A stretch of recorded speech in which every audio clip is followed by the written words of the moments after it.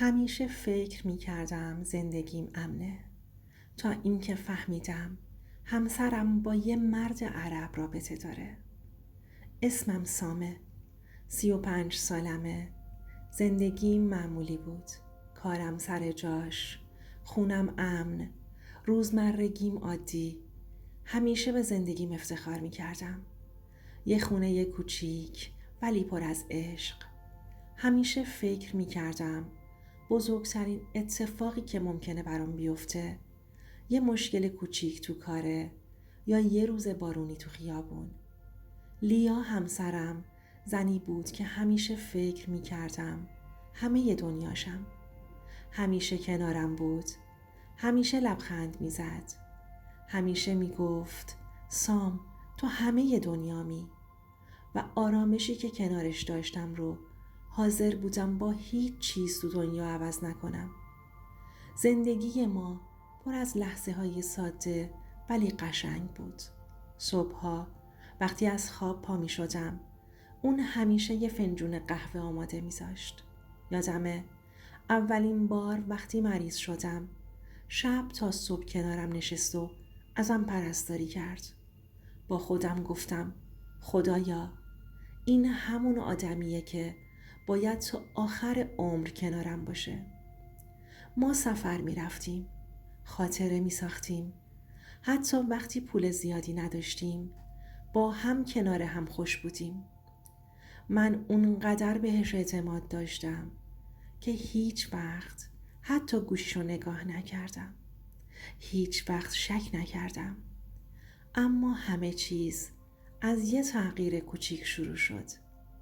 یه تغییر اونقدر ریز که اگر شاید دقت نمی کردم هیچ وقت نمی فهمیدم پشتش چه طوفانی خوابیده. اما زندگی همونطور که میگن هیچ وقت اونطوری که انتظار داری پیش نمیره. اولین بار وقتی فهمیدم یه چیزی فرق کرده، یه شبی بود که دیدم دیرتر از همیشه اومده خونه.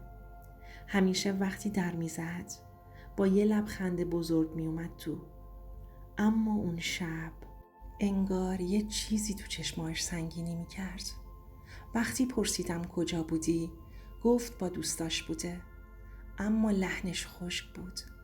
اون شبم گذشت تا اینکه یه پیام ناشناس برام اومد، یه شماره که هیچ وقت ندیده بودم، یه متن کوتاه.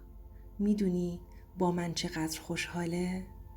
اولش خندیدم، فکر کردم شوخیه، اما یه چیز تو لحن پیام بود که نفسمو برید.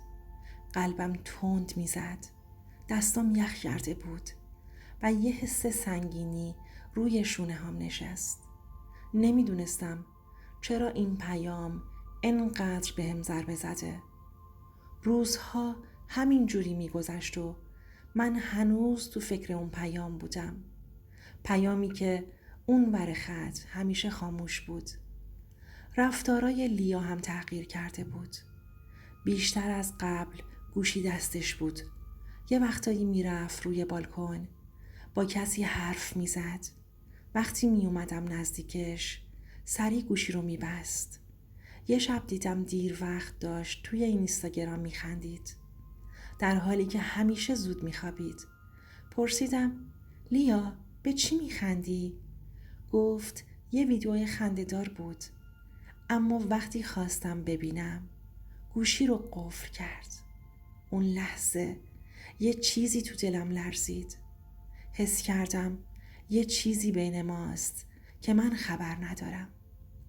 اما هنوز دلم نمیخواست باور کنم. به خودم گفتم شاید خسته است، شاید کارش زیاده، ولی ته دلم میدونستم این تغییرات بی دلیل نیست. چند روز بعد وقتی لیا گوشیشو روی میز گذاشت، نمیدونم چی شد، دستم رفت سمت گوشی. پیام‌ها، عکس‌ها، تماس‌ها، همه چیز برام روشن شد. یه مرد عرب تو زندگی همسرم بود. شوکه شدم. انگار دنیا روی سرم خراب شد. اون شب تو تخت خواب دراز کشیده بودم و به سقف نگاه می کردم. قلبم درد می کرد. نمیدونستم گریه کنم یا فریاد بکشم. نمیدونستم چطوری با خودم کنار بیام. پرسیدم چرا؟ چرا من؟ چرا زندگی من باید اینجوری بشه؟ لیا کنارم خواب بود، بدون اینکه چیزی بفهمه، اما من دیگه نمیتونستم. احساس میکردم یه نفر از درون داره منو خالی میکنه. صبح روز بعد وقتی دوباره سراغ گوشیش رفتم، چیزی دیدم که حتی از بدترین کابوس هم ترسناکتر بود. دستم میلرزید. یه حس سنگینی روی قلبم بود، مثل اینکه یه چیزی توی وجودم داره خورد میشه. پیام ها و عکس ها، هر کدوم مثل یه چاقوی داغ آروم تو قلبم فرو میرفت. دیگه راه برگشتی برام نمونده بود. هر عکس، هر پیام، هر تماس یه قطعه از حقیقت تلخ رو روی صورتم پرت می کرد. لیا با اون مرد عرب تو رستوران‌های شیک، کافه‌های خلوت، حتی توی پارک، همه جا با هم بودن. تصمیم گرفتم با تمام شرایط سختی که از نظر روحی دارم هر چیزی که هست رو بدونم. شروع کردم به بررسی همه چیز، پیام ها، شبکه های اجتماعی، تماس ها، حتی جزئیات کوچیک که شاید یه نفر دیگه نمیدید. هر چی نگاه می کردم یه چیز تازه پیدا می شد. یه عکس قدیمی که فکر می کردم پاک شده، یه مکالمه رد و بدل شده، لبخندای مشترک تو مسافرت دبی که رفته بودیم، ویدیوهای کوتاه، همه چی داشت حقیقت رو به من نشون میداد بدون هیچ پرده‌ای. اون روز حس کردم دیگه نمیتونم سکوت کنم. باید روبرو بشم. باید بدونم چرا زندگی من باید اینجوری باشه. ولی قلبم هنوز میلرزید.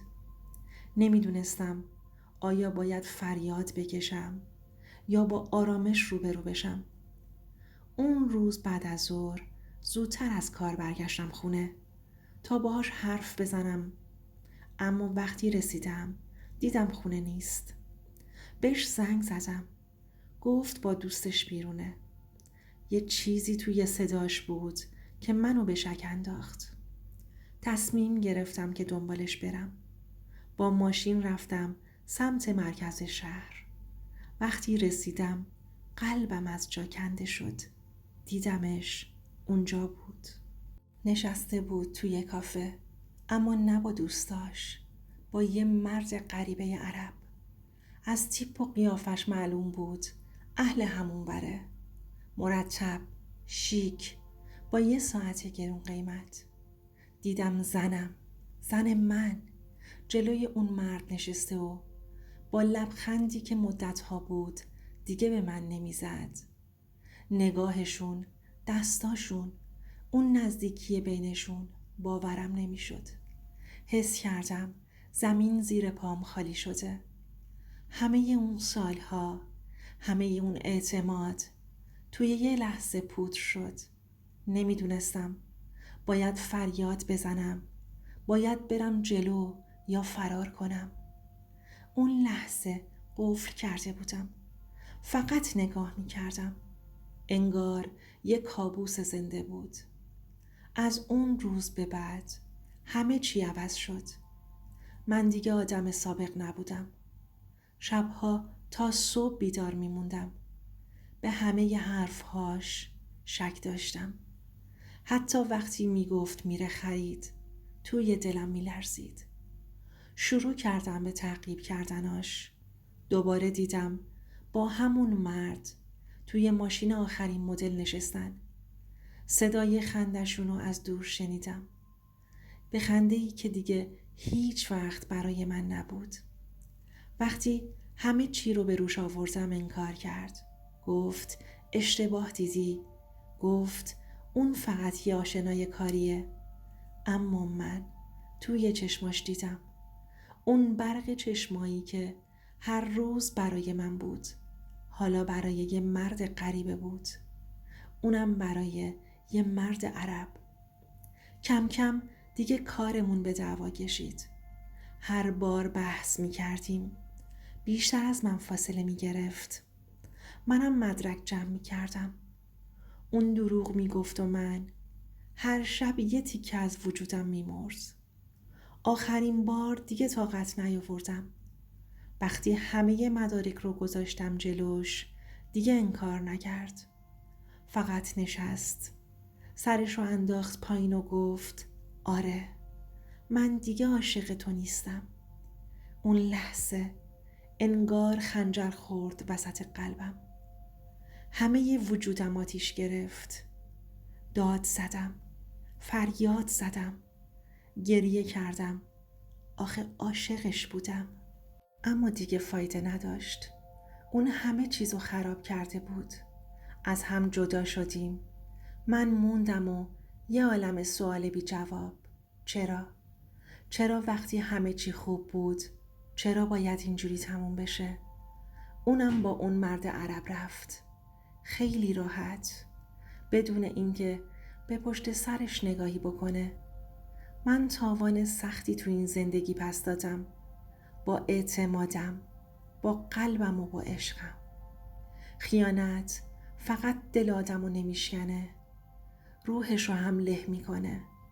و حالا که دارم اینو برای شما تعریف میکنم، فقط یه چیزی میخوام بگم. هیچ وقت فکر نکنید این برای من اتفاق نمیفته. منم همین فکر رو میکردم. همیشه حواستون به رابطتون باشه و مهمتر از همه صدای کسایی مثل من، مثل ما باید شنیده بشه. پس اگه دوست دارید صدای داستانهایی که هیچ وقت گفته نمیشن رو بشنوید، کانال رو سابسکرایب کنید. اینجا قراره سایه های خیانت رو با هم فریاد بزنیم.